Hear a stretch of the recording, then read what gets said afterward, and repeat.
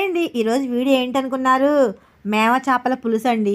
అదేంటో కానీ బందరొస్తే చాలండి ముందుగా చేపల మీదకి ప్రాణం లాగేస్తుంది అంతే. ఈరోజు మేమ చేపల పులుసు చేస్తున్నాను కానీ ఆల్రెడీ సొరచేప పొరుటు చేసేసానండి. అది చేసేటప్పుడు వీడియో చేసుకోలేదు, కొంచెం బిజీగా ఉండి. నెక్స్ట్ టైం అయితే అది స్పెషల్గా వీడియో చేసి పెడతాను.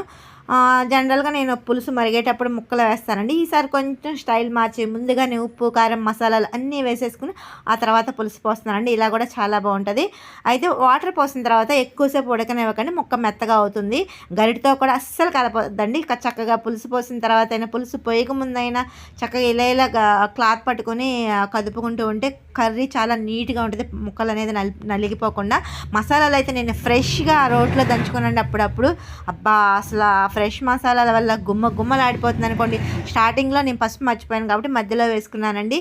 ఇంకా మరి మీ స్టైల్లో మీరు ఎలా చేస్తారో కామెంట్ చేయండి. Bye bye.